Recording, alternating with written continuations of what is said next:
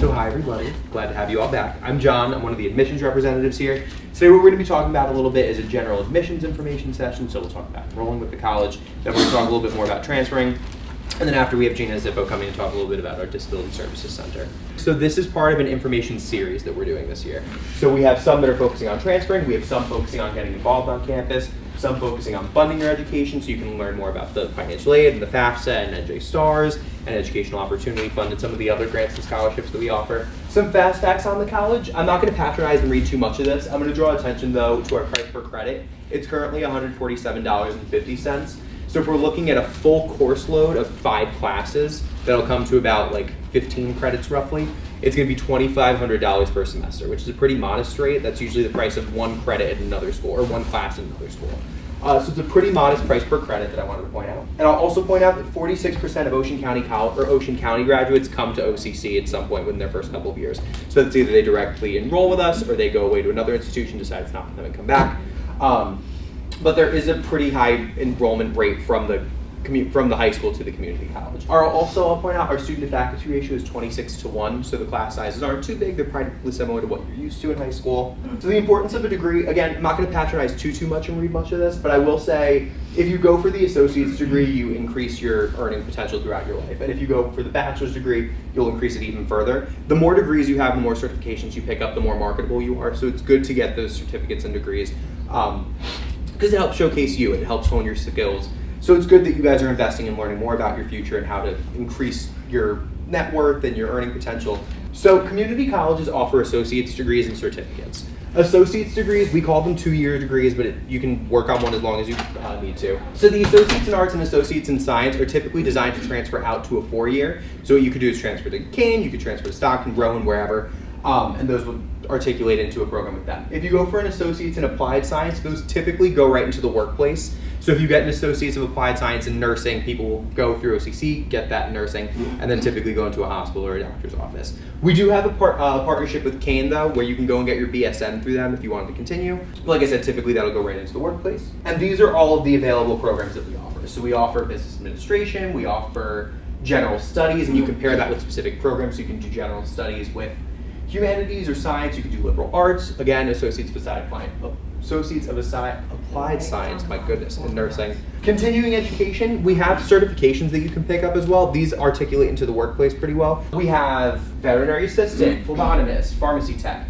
These typically, like I said, will go right into the workplace. They don't apply for credit. So let's say you pick up a dental assistant certificate and then you go to Rutgers for a medical program or something like that. You'll keep the certificate, you'll always retain that, but it doesn't count towards a degree program.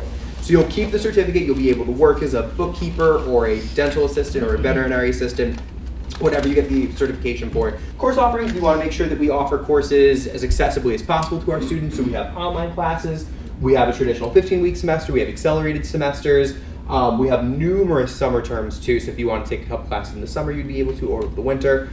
We have courses online, we have, like face-to-face, we have e-learning where you can do all of your coursework online, and we have hybrid, so you can meet partially online, partially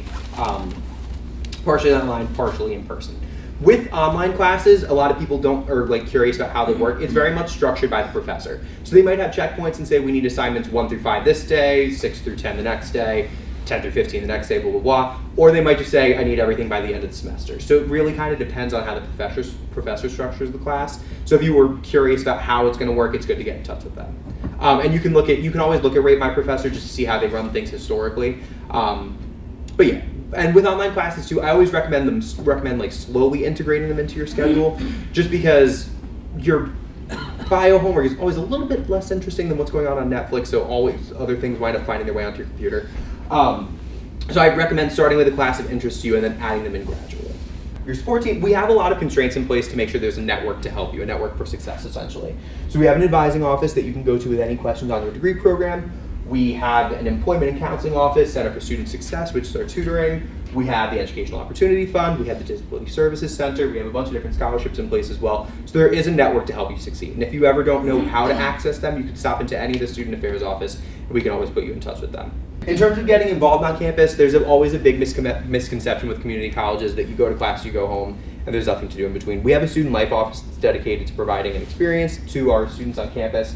And they oversee our over 55 different clubs and organizations that we have. So among them are Student Government Association, Phi Theta Kappa, which is an honor society, the NJ Stars Club, which focuses on community outreach, the Campus Crusade for Christ, and these are only a couple of the clubs that we are. So we have an improv league, we have a music club, we have the science league, we have the sailing club, the surfing club, and if we don't have one that you're interested in, you can get together with 10 of your friends and put one together. So you get 10 friends, a faculty or staff advisor, and then your club is in action. We also have 13 D3 sports that you can join. Among them are basketball, volleyball, soccer, baseball, softball. The way you would try out is you would go to a recruitment meeting at the beginning of the semester. They'd talk to you about being a student athlete, being a student leader. You would try for the team. Ideally, you'd make it. If not, you can try the next semester. And the 4 years recruit from us as well. So let's say you're worried about like stopping soccer when you're done with your OCC career and you want to play for all 4 years. We'll work with coaches and we work with transfer offices so we can get our athletes into teams at other schools. So they'll actively recruit from us. So that's nothing to worry about too much. And our athletes really love the program that we have here. A lot of them wish they could be here for all 4 years and be with our coaches for all 4 years because they get so invested and so immersed in the program. So it's really a great opportunity. As you can see from this chart, we have a lot of students who look to go to a 4-year school. We're at about 70%, so of the students who come to us, they're really looking to get a bachelor's degree.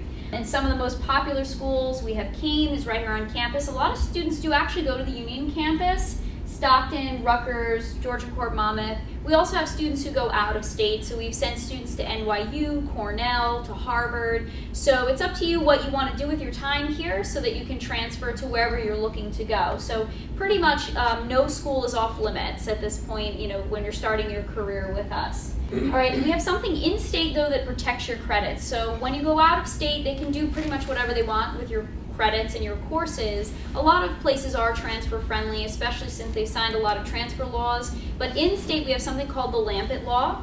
And so when that was signed over 10 years ago, what it allows you to do is enroll at the community college in a similar AA to BA or AS to BS program, and then get the courses that you need in order to transfer and be at junior status. Junior status is important because you don't want to have to repeat all of those freshman, underclassmen things that they require of students. Some schools do have some graduation requirements and students can either complete them here or when they go and they can still be junior status. A lot of schools have worked with us. We have seamless transition at Kane. They're going to talk a little bit later about how that works. But also students have gone from here to Montclair, to Rowan, to Rutgers, and they fared well in their courses as long as you're not changing your mind. So if you come here for a liberal arts degree, you want to be an engineering major, then you probably need to talk with me one-on-one about what's going to happen next.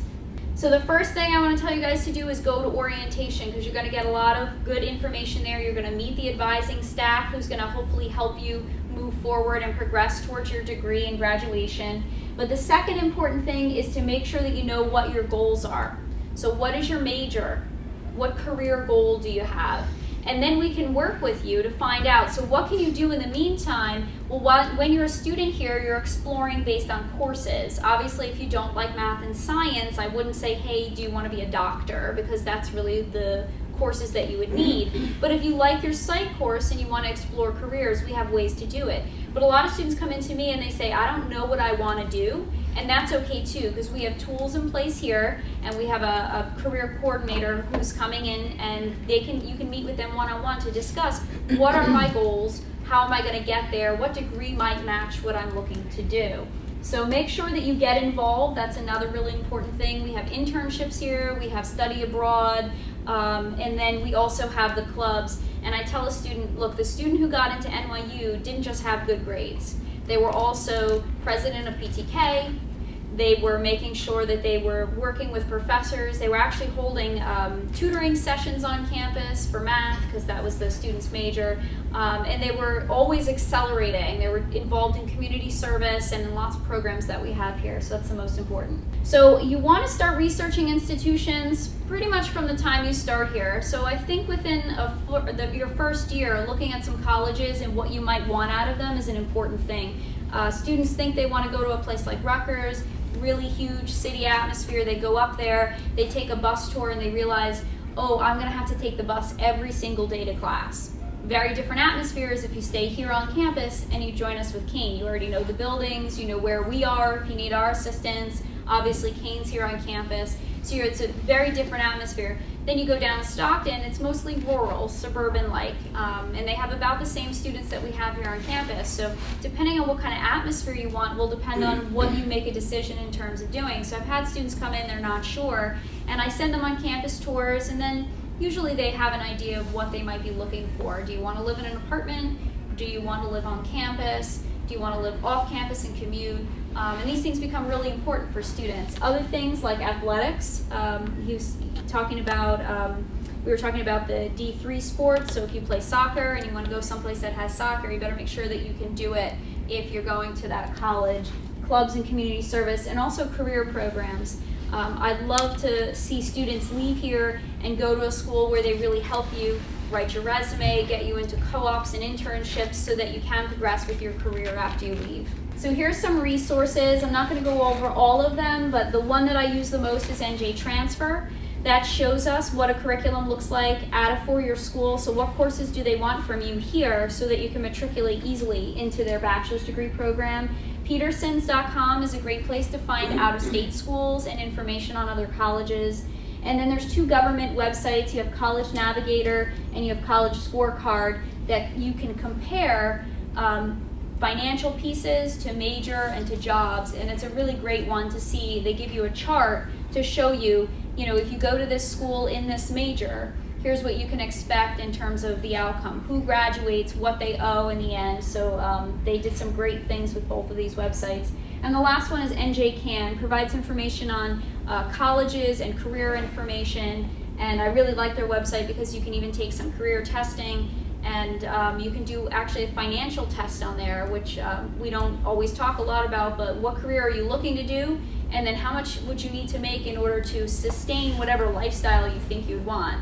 And that kind of shows you the reality of what do you need to make in order to do that. So can you be a teacher in the state of New Jersey? What would your salary be? And what do you want to do with your life, in the time that you're not working? Can you really afford to do that, like move out of your house? So then we work with Stockton, TCNJ. These are all information from our transfer website about articulations. So we try to write specific agreements so students can transfer from us to another school. We work with St. John's.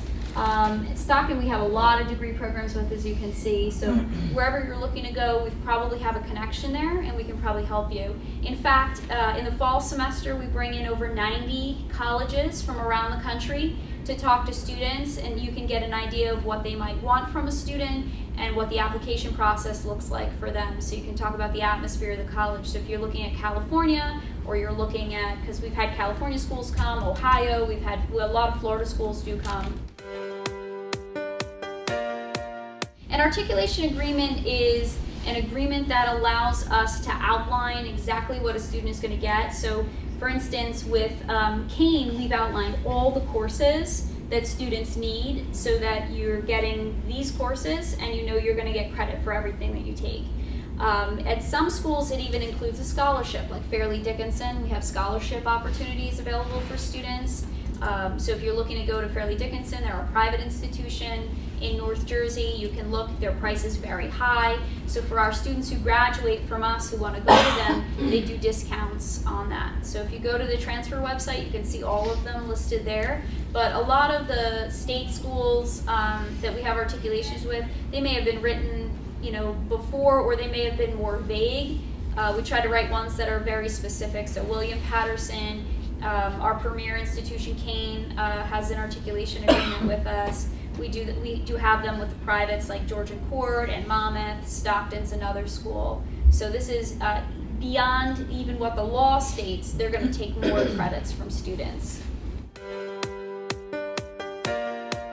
In the spring semester, that's when most of the time students are applying for their fall. So in, let's say, spring of 2018, we're going to have a group of students who are going to apply to schools for fall 2018. And we bring in the schools and we have them interview the students here, take their application, review all the information. They can actually give you a decision on the spot. So we bring in most of the state schools. We have Rowan, Stockton, we have William Patterson, Montclair comes, and then a lot of private schools. Seton Hall comes, Fairleigh Dickinson comes for it, Drew University. So we'll have a lot of opportunities for students to actually meet with the representative. Sometimes students aren't ready to go, but they have questions, so I'll have students come to talk to them. Certain majors, I know someone had mentioned they were a theater major here. You wouldn't be able to apply that way because you'd have to actually interview with the theater department and audition with them, but there's still an opportunity to talk to them about the audition process and if they have any tips for when you do something like that. I'll try to keep my commercials short, but before I start that, I want to say thank you to all of you. Investing in your future, to me, is more important than anything. There's a lot of things that, I don't know if you're in junior, senior year, but I'm sure there's a lot of things that you could be doing right now. But the decision that you make to come to an info session like this or go to an open house, that's the best thing that you can do. Because once you guys graduate and go into college, you kind of start to shape the rest of your life. I don't want to say that in a dreadful way, but now you transition into what we call the real world. So the time that you're taking today to just get the information is the most important thing. The decision to go to Ocean or go to another school is kind of like the end of the thing, but what you guys do leading up to it is the best thing. So thank you for just taking the time to just hear us talk about what we can offer you. I'm here to speak about the Kane-Ocean partnership. So our main campus is in Union, New Jersey, which is exit 140 off the Garden State Parkway. But we have the opportunity for the last 10 years to partner with OCC, as Laura was talking about, from an articulation perspective, to offer about maybe 39 some odd majors from our main campus at this location. The great thing about it is the commute that you would do to come to OCC, once you transfer to Kane, is the same exact commute that you're going to do. All of the majors that we have currently are designed to be taught at this location. Because you will be a Kane student, by default, you can register for courses at our main campus or any other locations that the university has. However, that is not part of the articulation agreement. Everything is to be taught here. The best thing about the Kane-Ocean partnership, other than the commute factor, is the fact that if you compare Kane University to just Kane-Ocean, I know a lot of times you may go to certain presentations and a school might be talking about something that they have that works, and then they compare themselves to another school. We kind of cut all of that out and we just compare us to us, not in a prideful way, but just to kind of give you more of a realistic aspect of the benefit of the articulation in a partnership with Ocean. To do the Kane-Ocean partnership from a cost perspective is a lot cheaper than doing 4 years at the main campus, because for those 4 years you're going to be paying Kane University rates for those 4 years. Between the partnership that we have with OCC, there's a certain portion of courses that are prescribed to be OCC courses, so you're going to pay OCC rates for those courses, and then the latter part will be Kane courses, and for those courses you'll pay Kane rates. So that kind of, from a saving perspective, definitely is something that is a great point. I wish that when I was coming up there was something like this that could probably save me a whole lot of money, and my parents at the same time. As I said, the partnership is 10 years, going on 11 years now, and we have majors that will range from a lot of different things in business to going all the way to the sciences and biology. We have a couple of variations of that. With the partnership, I don't know if anybody's interested in nursing, but nursing based upon what OCC offers happens to be one of the more popular majors, just because you would get your RN with OCC and then transition to get the BSN. But we have majors in education, majors just in other different general social science perspectives, psychology, things of that nature. I know we spoke about sports from the OCC perspective. You could also do sports with Kane. That's the only thing that would come with a commute, because OCC has their sports, respective sports here. Because we also are a Division III school, we have our sports, but those are at the main campus. As Laura said, there are students that do take courses at the main campus, and usually that is by choice. So those students that are playing in sports and things of that nature, they normally will take their courses at the main campus during the season, and then out of season, then they'll take the courses here.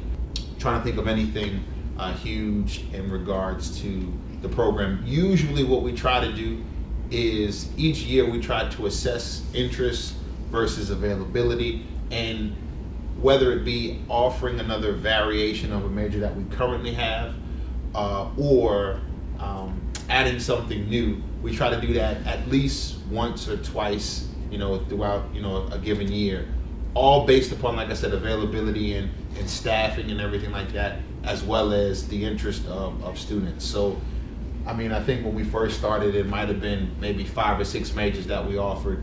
Now we're, somewhere in the mid to upper 30s. The biggest thing to take away from this are 2 very important numbers to you. 2.0, 30 college credits.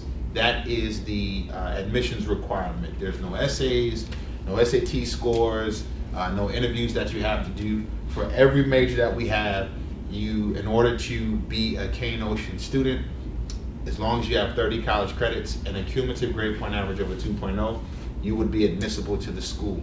So you don't have to really think the process. We set it up for every major that we offer. As Laura said, you know exactly what you should take at OCC that's going to transfer over. So we eliminate any of the confusion. If I take this, will this transfer? If I don't, you'll know from your first class to your last class exactly from OCC what you need for every major. There also are instant decision days that we do. We kind of, jokingly within the office say that every day is an instant decision day because we're on campus. Unlike some of the other schools that OCC has partnerships with, we have a building, right out the back here, and I'm here Monday through Friday along with a colleague of mine, Ms. Tara Higgins. So if you ever had questions or you wanted to come in and kind of go over credits and things, we do that. But we also, in conjunction with Laura's office, provide instant decision days where you can come, bring your transcripts, we review it, kind of give you an idea as to what your current classes look like toward your prospective major. Outside of that, we do offer within some of the different majors courses at the Southern Education Center in Manahawkin. So you have an opportunity, if you live closer to there, within your major, if there were certain sections offered, you can take courses there as well as here. But you will not have to cross over the Driscoll, pay an extra toll, or do anything like that to go to the main campus unless you want to. But that's pretty much my little small commercial of things. Once again, I just thank you for your time and wish nothing but the best for you guys in the future. So we provide accommodations for students with disabilities in our office, so we can help you with getting equal access to your classes. So I work with about 5% of our total population and helping these students like yourselves just get through their degrees and also be successful in classes. What you have in front of you is a flyer to identify some software we're working on providing to students. So if you are interested in any of those items or feel like that's you, then once you submit your application, we can talk more about this. So the stapled portion of what you received today is the intake packet, and the intake packet is there to help you with applying for accommodations. So you would be entitled to getting accommodations before the placement test. So that's really important because some students do this afterwards, and then you didn't get extra time for the essay portion of the placement test. So we want to make sure you get that extended time for the placement test and anything else you might need based on your individual needs. That determination is made based on you filling out this application and then also submitting any medical documentation or IEP information from the school. So the most important thing to do is just make sure you guys get this in time early before the semester starts so we can meet, so you have an expectation of what is going to be provided, so you can take that information and move forward with classes for the rest of your time at OCC. It's a lot different than going through an IEP process where they meet yearly to reevaluate what your needs are, if you need something different. We can still do that, but it's just not as formal. So at this point, the accommodation plan that you would receive is up to you. It's a voluntary process that you can engage in or not. We recommend that you do it because we know that sometimes students have needs, and it's just helpful to get a plan in place. So if you do have a hard class or something coming up that you need extra time on a test, then you're able to use that right away. Another thing that we provide in our office is academic coaching and advisement. So we can work with students one-on-one with helping them with time management skills, organization, study skills. We also help with career advisement, helping you figure out what you want to do, where to find information about what you want to do as a career, and also even for transfer options. The advisement portion is to help you guys pick classes based on what your major is, but also about what your goals are. If you're not sure about your goals, that's okay. We just help you along in figuring out what those goals might be. So you would get an accommodation plan after meeting with me, and then it's your student responsibility to show that to your professors on the first day of class in each of your classes for every semester. So you would show the professor so they have an awareness of what accommodations you're entitled to use, and then from there that professor would work with you on those needs. So it is very much your responsibility. A lot of students choose to have that conversation in person, or they could also send your accommodation plan through email. So what I recommend is typically that a student will sit through the first class, they'll listen to the information being presented, and then approach their professor with the form if they're comfortable doing that. You could even show it in another class, second class, or make an appointment. It really depends on the comfort level of the student. So we do recommend that they're usually hanging out a little bit afterwards just to talk with students if needed. And there's always a syllabus statement that states accommodations, that we have accommodations. So that's their welcoming note that you can approach them at any time with your needs. Yep, so if math is more of a struggle for you than anything else, you can use the accommodation just in that class. It is a student's choice. Sometimes students get the plan in place and they might not need it for a few semesters and then hit a really tough class and really tough tests and use it then. So it works for you when you need it to work for you. We do invite to our information session after I receive the information. We invite parents or supports to come with you so they hear the same information, and we can move forward with any of those questions that family might have. Right, the most recent IEP, the most recent psychological and educational evaluations are the preferred documents that I would want to see. And if there's a student that has any type of medical condition outside that's being treated with a doctor outside of the school, you see someone regularly, there are the pink and green forms that you can optionally submit to your doctor to give us more information. So sometimes the school might be accommodating you for one thing and then outside you're being treated for another, so those things would matter to me. I would need both. There is also an essay on there, so I would suggest, the essay is not graded, so I'm not gonna give you an A to F grade. It just helps me know what your needs are, what your thoughts are about coming to college. It also helps me as a diagnostic tool to see how you write, if there's any issues with writing, so sometimes technology can come into play with that. In the future, a lot of the communications that I send out to students are only through your OCC email, and also by phone.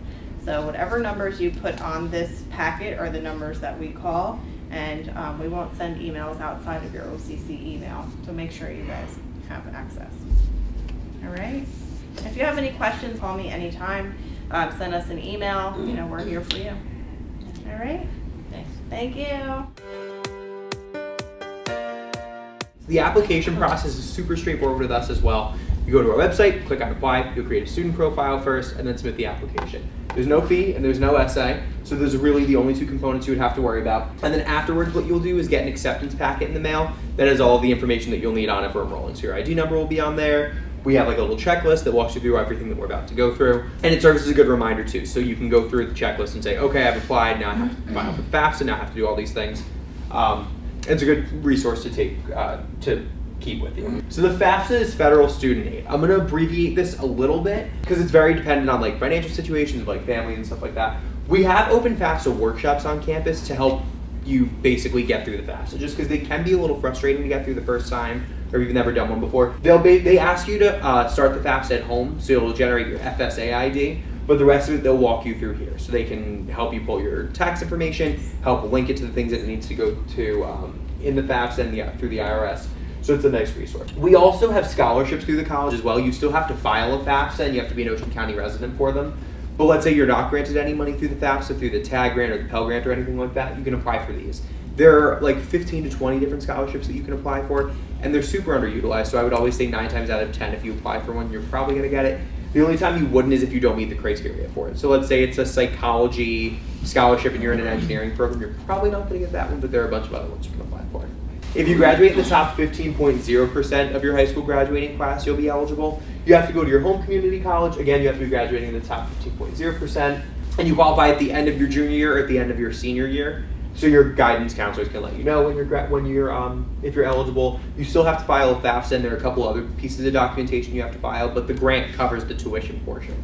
So you would only be responsible for paying for the fees and the books for the classes. We also have the Educational Opportunity Fund. There are a bunch of different qualifying criteria that we have for this. So you have to be in New Jersey for a year. You have to be you could be a first-time college student. There's a bunch of other qualifying criteria there. Basically, it's a scholarship and a mentoring opportunity. So they cover partial tuition, and then you would meet with the EOF advisors and the EOF mentors, and they basically help you get through college. It's kind of designed for people who haven't been, or for families that aren't familiar with college, to kind of have a resource for them to help get through the program. We have an Accuplacer that you would have to take to be placed into the appropriate level of English and math for you. These are the score. If you have like any set of these scores, you can send them over to us and you don't have to take the Accuplacer. Otherwise, what you do is you register for it ahead of time. You would come to our testing center.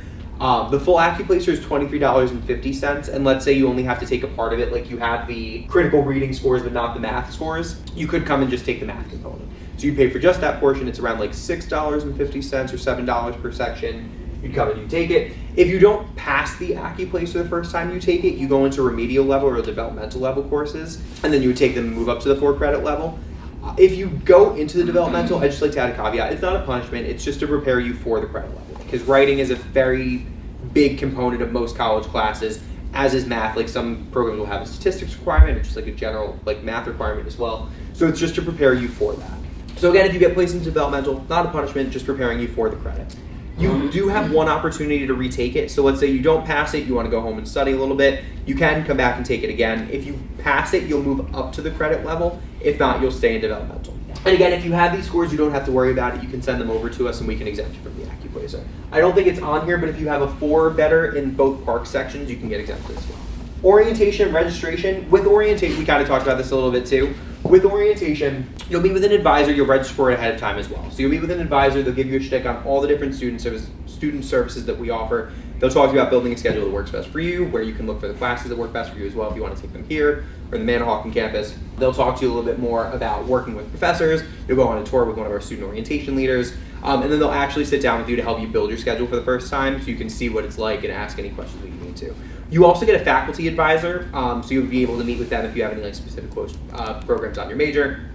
But any generic questions, they can always answer for you. Payment arrangements. Payment is due within 24 hours after registering for class. So with that, what people will typically do is they'll set up payment plans and they'll break it up into smaller, more manageable chunks. If you're getting financial aid, what some people will do is they'll pay in full and the financial aid will reimburse them, or they'll put a partial payment down and the financial aid will cover the rest and then reimburse. It just kind of depends on like how it's falling. It usually I'm gonna add another caveat on financial aid. It usually takes a little while for the FAFSA process, probably like 2 to 4 weeks. So it's better to get it started sooner. And again, we do have those workshops. So if you wanted to come to campus, they can literally walk you through the whole thing. They just ask that you start it at home. Purchasing books, you can get them downstairs at our OCC bookstore, or you can get them on Amazon, Chegg, whatever works best for you. And then this is the contact information for the admissions office. If you have any questions, you can always get back in touch with us. So if you have any questions down the line, or you want to hear any of this again, or you want to register for another information session, you can do so with us.